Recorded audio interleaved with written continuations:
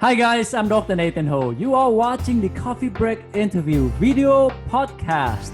Today I'm able to invite Trish Jorgensen back for a second Coffee Break interview. And our topic for today is how to minimize the cancellation in the hygiene department and be more productive. It's a topic that I know so many practice owners will learn so much from. Trish, I'm so excited to have you back for another video podcast. Thank you so much. Thank you, Dr. Ho. I'm excited to be back also. Awesome. Thank you. So we know that the hygiene department is the backbone in the dental practice, but this is also the department that can cause a lot of headaches due to many last minute cancellations. So how do you minimize the cancellation rate in this department? Well, first of all, I want to point out that cancellations, reschedules are a symptom. However, there are some words that we can use to create benefits and value to that patient so that they will keep their appointment. And in my system that I teach, it is done over a 6-period prior appointment.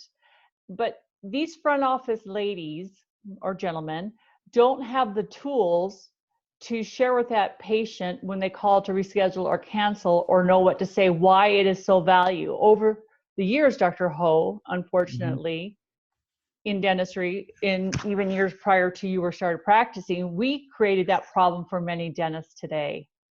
It's just a cleaning. We would say, oh, it's just a clean, or that's okay when they call and cancel. I have been in practices where they just, oh, that's okay. And is it okay? No. It's not okay. It's not okay.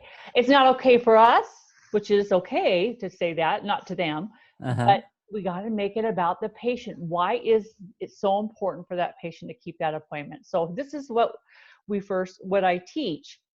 First of all, I'll give you some words when I teach so that you know how to take care of it in the interim. But as you're starting to do your exams, Dr. Ho, and your hygienist there, every single patient has some reason why it's so valuable for them to keep their 3-month, 4-month, or 6-month appointment. I don't know what it is, but it needs to be individualized. And cancellations in hygiene are higher because of what? Because of what we created, and patients think it's just a cleaning. And so we've got to retrain our patients. And that sounds maybe harsh, but we really are, because we created this problem for you years ago, and now you have to figure out how to fix this. So in this exam, when you're about done and you've done your exam, and you turn to the patient and you say, Sally, it's really important. This is coming from the doctor. So Dr. Ho, you're saying, Sally, it's so important that I see you in 6 months because I call these the becausers. Because what? Because of your diabetes, and it's so important that we keep on top of that, or systemic, whatever words, but it doesn't need to be a long thing. Just something that's very individualized to these patients, so they realize it's just not a cleaning. Of course, I'm talking about the routine cleaning or the 4910. It's another subject for the gross debridement and the root planing. But when these doctors say that to the patient, and the hygienist types it in the clinical notes, and in our office, just as a little tip, we put an asterisk in front of it. So we knew this is what we call the becauser. And then the hygienist, the doctor stands up and says, see you on your next appointment. I'll be looking forward to seeing you. Or it could be, we need to check this area on your upper right. We have a little bit of recession. And Dr. Ho, you could probably think of so many different things. Even somebody who has really good oral health care, there is something that we need to check. Yes. Somebody that has had a lot of investment in dentistry, how is important that to keep on top of that? Yes. So as a dentist, you could think of something. And when we make it individualized instead of generic, it becomes about that person. And so this is what we do. And most hygienists do pre-appoint themselves, not all. In our practice, we grew to the point to where the front office did it. And what they did is just go to the clinical notes and copy and paste from that clinical note that day when they pre-appointed that appointment to that future appointment, the becauser. After the asterisk, just copy it, put it in there. Now, if you do it as a hygienist, same thing. You just copy and paste that right in there. You don't have to retype it. What that does is empowers your front office. And so when these patients would call whatever your system is, whether it's emails, texts, or whatever, at one time they're not going to call. They're going to get all these reminders, but most of the time they're going to call and cancel when? The day before, the day of. Or sometimes when they get that first reminder. But here's the words that we use. And first we say things like, Sally, is everything okay? When they say, I want to cancel my appointment, and they say, oh, no, everything's fine, because sometimes things are not fine. And I had a hard learning lesson from this one time. I'm going to share this with you because it's so important that we understand this. Years ago, before structure, I had an appointment that 7 a.m. that I just knew was not going to come.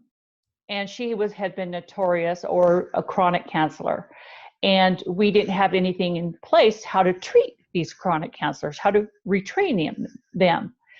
And and they said, okay, Heidi's going to cancel. Her name was Heidi. She's going to cancel today, and you're going to take care of her, and you're going to tell her you're not going to see her anymore. We're not doing it anymore if she cancels. Well, of course, Heidi calls, and she wants to cancel her appointment. And I said the things inappropriately. Heidi, unfortunately, we're just not going to be able to see you anymore in our practice. She hung up on me. And come to find out, she had lost her mother. So this is why it's so important. It was a hard lesson. I felt sick. Even though I was instructed to do it, I felt sick. So it's so important to ask these questions. Is everything okay? Instead of, oh, that's okay. See the difference in wording? Yes. Saying, is everything, oh, it's okay. We need to ask, is everything okay? Because it puts in their head like, oh, why do you ask? Or this happened, or this happened. And we document it. Now, if it's not a big problem and they're not a chronic counselor, and that's another subject, but when they have something that I can both see that it's not a value of them, say, I know the doctor would be very concerned, because last time when you were in, Sally, he mentioned that he was very concerned about your diabetes and how it could affect your oral health, your systemic health or your health. And what happens subliminally is that these patients, think back to those words. And they will remember. They remember, they're not made up. And they think, first of all, wow, they're really taking good records, or this is about me. And this is what's happened to me. This is where I get those calls once I implement this, where people will say, that's not going to work. People tell me that won't work in our office. It just doesn't work. And sometimes the patients will say, I really still need to reschedule. Well, okay. So what I do, I offer 3 sets of 2 appointments. Because on this phone call, on a Profi caller, we will offer morning or afternoon. That's about as much as control as I give the patient. We recommend to give the patient. And if they say morning, I'll give 2 sets in the morning. Next Tuesday at 10 or next Thursday at 12 or whatever. And no, trust me, by the time you get to the 3rd set of 2, what do they usually say? I'll keep my appointment. They do. I'll just go ahead and keep my appointment. And I was surprised. And I remember the first time I did this, I hung up the phone and I was like, it works. And I had a success. Yeah. And so instead of what we had our front office do, is we had them keep a sheet of their successes, not rather how many people failed. Of course, we did that through our software, but I wanted them to feel successful so that they became more what? Confident. Very good. Confident. We get more confident. And it was like they wanted to do that. They kept a running thing, and they would come up to me and say, Trish, look, I saved 3 appointments of value of $225 each in hygiene today because of the words we used. That is a producer. And I would turn to that employee and say, thank you. You just produced, you are a producer. And the doctor would know. So this is how we empower our employees with not only recognizing their accomplishments, and we're so worried about saying how many failed and they didn't come. Yes, but that's a symptom. So let's give them some tools. And that brought our hygiene grew, cancellations our hygiene grew and our cancellations went down because of this. Did it work all the time? Of course not. Then we have words to use for the chronic canceller, but to retrain them. But yes, when the patient realizes it's about them, they will value that appointment more. Not only that, and this is the tough part, whenever anybody did reschedule, it's so tempting as a receptionist when I have a hold tomorrow to put them in there, because guess what? That's about me. But we have to retrain our patients to realize that our time is valuable.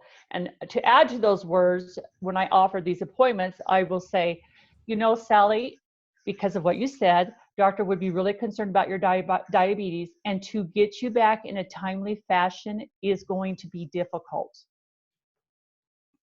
And when you say that and you put those appointments out there, we had a rule in our practice, Dr. Ho, that if anybody called to reschedule, and it was tough, 2 weeks out, because we wanted them to value that appointment. Now, that didn't mean to say that next week I would call that patient and say we had an opportunity to become available. I never used the word cancellation ever or confirm.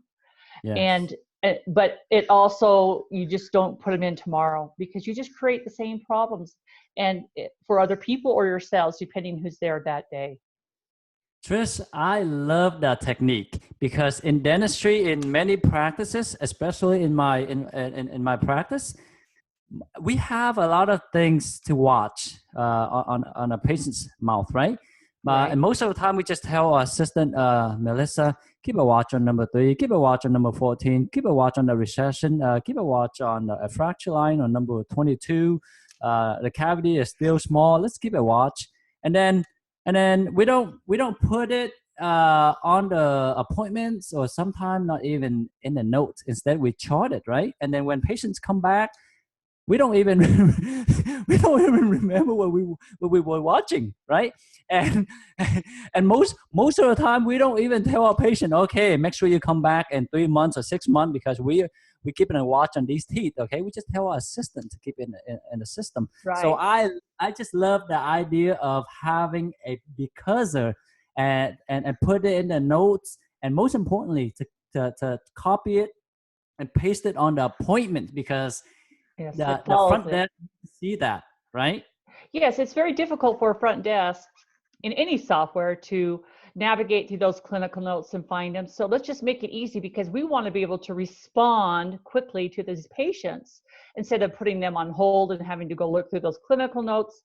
It just doesn't sound like we're prepared, nor we know what we're talking about. And it's like you said, Dr. Ho, when we sit eye to eye, knee to knee, and tell that patient why it's so important for you to see them in whatever period of months, and the hygienist overhears it, they know to type it.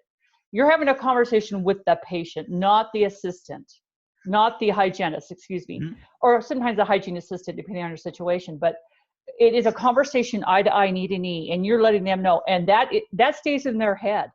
That is subliminal. And when they have empowered that front office to have those same words said, and they're said not in a robotic way, but in a genuine, caring way. And first of all, we find out why, if everything's okay. You know what, Trish? This topic is so important to many practice owners, because in many practices, I see it all the time on Facebook. Dentists always say, you know, we have so many cancellations. My hygienist has so many openings. And whenever patient cancel and they show up the next time, we don't make any money. We actually lose money, right? Do. And so just imagine if some of them cancel 2 or 3 times. So this topic is so important. So after we resolve or fix the cancellation issue in the hygiene departments, what are some of the things that you would recommend practice owners to implement in this department that will benefit the patients and help the hygienists become more productive? Well, from my experience over the years with 4 different partners, you have sometimes 4 different what you call a healthy mouth. These 4 partners, first of all, need to get on the same page and discuss and become in one. Now, if you're a sole proprietor, that's easy. But when you become with associates, we need to be on the same page, because what can happen is you'll have hygienists say, I don't want that doctor to come in because he'll say there's too much. Or then the hygienists start to say, and even patients to a point, we had that problem where they could say, well, he just, you've got to be on the same page. And then we have to bring our hygienists into that and make sure they understand, okay, what is the stage 1, 2, 3, 4, and really be on the same page. And I am going to put a little shout out here. We actually brought in, it's called Hygiene Diamonds company, so that we could really teach our hygienists, because I'm not a hygienist. And I wanted them to all be on the same page and diagnose the same and understand, okay, this is type 2, this is gingivitis, this needs gross debridement, this needs root planing, or whatever it may be. We did implement a laser, soft tissue laser, so sometimes that was part of our treatment plan. So we needed to, first of all, come on the same page. I see this a common problem. Even a practice that is a sole proprietor that maybe have 2 or 3 hygienists, 1 part-time, they don't diagnose the same. We've got to be consistent. And I'm not saying every dentist should be the same, but we need to understand what is a healthy mouth. What do you think a healthy mouth is? And so first of all, that's the first step. There are things that we get so caught up because of insurance, I believe, and what I teach, that we don't present to patients that are adults.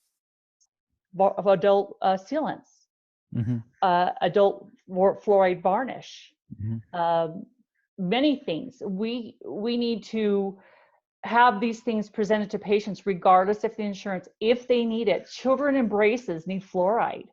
Yes. I mean, and we don't do it because it's not allowed at the time or whatever. So what? If they need it, do it, or don't do it. I present it to the parents, how much it costs. We did have these particular things as a loss leader. We looked at how much it cost, and we made it very affordable. We made a few bucks maybe, because we've thought the value of giving that to the patient created more value of our relationship with our patient than the money. Now, of course, we still are in business and have to charge for the things that root planing and all those things are fees that we need to do to make a profit. But we wanted to offer these things so we were unique, because when you're different, guess what happens? People talk about you. I want your office to be different. So that was a huge thing. We also had a hygiene assessment or a caries assessment. We would evaluate whether they were high risk of caries. And that's when we would recommend maybe a take-home fluoride or whatever the protocol may be. We grew that.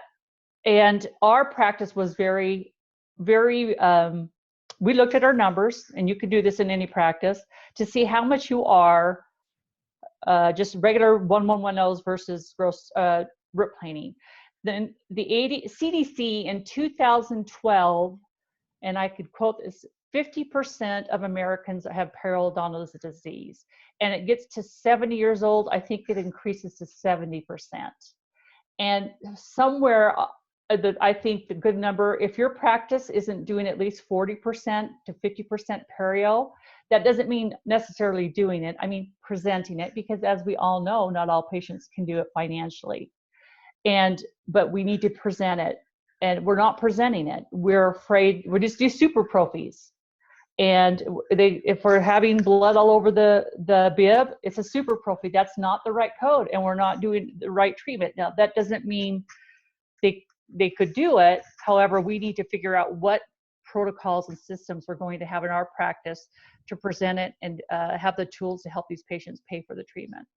Yes, I think having a standardized protocol is very important, because especially when you have more than one hygienist or more than one doctor, right?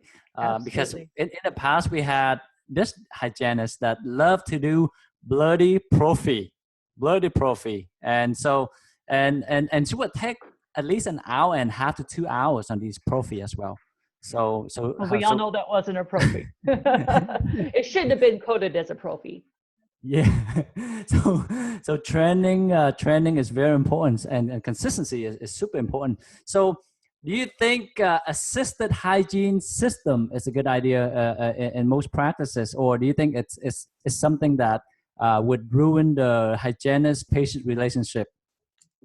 That's a very good question. Let me explain why, Dr. Ho. I understand why you're asking, and many offices do it. We did too. We didn't at first, but we did. But upon my travels and going into practices, I actually think it's a hindrance. And let me tell you why. When you have an assistant helping out, yes, they can take the x-rays and do whatever they're allowed to in their state, and the hygienist scales and does whatever they need to do. The link of communication, I believe, is broken.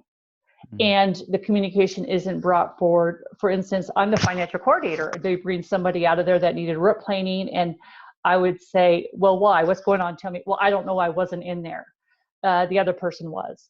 I really think if the hygienist can have enough time and they're in there to get fast enough to where they can take care of the patient, take the x-rays. I don't mind a hygienist or an assistant coming in taking FMX, but I want those hygienists to do the oral health instruction, build that relationship, and I believe hygienists are the scouts for the doctor. There is nothing more powerful than an intraoral photo and a hygienist. Of course, they can't diagnose, but they can say, the doctor may be concerned about something, and have everything prepared. Take a photo, put it up on that screen, big, right there, something that you can just vividly see and say, and they're going to say, is that my tooth? I don't want that in my mouth, because you know what happens when you take intraoral photos? Patients own it. And they don't blame you. They don't blame you. X-rays, you could say, we can show them, and they say they see it, but they really don't. Yeah. But photos, they do. So if it's something that is applicable to an intraoral photo, take it. And as our hygienists being scouts and being in there and doing those things and building that relationship and explaining things that they can explain, it's huge. And the communication isn't skipped. And so that is now my view on it, even though we did it. And yes, we were very productive at it. However, not productive coming out of it. In other words, what I'm saying, productive as far as numbers, hygiene numbers, but what we brought out of hygiene as far as acceptance went down. Yes. How do you feel about that, Dr. Ho? I totally agree with you, because at my practice, we train our hygienists to educate the patients, right? But the most important thing is to show them what they have and let them own the problem. So most of the time, I hate to recommend something that the patient hasn't seen on the big screen TV, because they might trust you, they might accept the treatment plan, they might come back, pay for it, get the treatment done, and you know what? They also might have that buyer remorse, right? They might go home saying, did I really need that? I didn't have any pain before. Oh, I didn't have a cavity on that tooth before for 50 years. Why did they do a sealant on it, right? But when you have that picture and show them the deep groove with possible demineralization, then it makes sense for them to want to have a sealant on that tooth to prevent a cavity from forming. So absolutely. So, yeah. Usually I don't recommend for us to recommend any treatment until the patient see the picture and own it. They will own it. So they won't blame you. They won't think you're about money. Exactly. And we don't know what patient will think when they get home. No, right? Mm-hmm. So thank you so much, Trish, for joining me today and give us so many awesome tips to minimize hygiene appointment cancellations rate, because hygiene department is a backbone in any dental practice, and it's so important to have a strong schedule for the departments. So before we go, do you have any last thought? On the words or creating what I call the becausers, just to add, you do that on doctor side too. Anytime the person does a financial arrangement, I would not sit down with them without knowing a becauser, because I needed to know why that person needed that root canal crown buildup. I wasn't selling hardware. I'm selling why it's a benefit. So yes, those things got copied and pasted onto the doctor side too. But hygiene seems to be a big concern, as I've seen on Facebook in the practices that I go into, because of the problem that we created over the years in the past. Awesome. I totally agree. So how can our members contact you?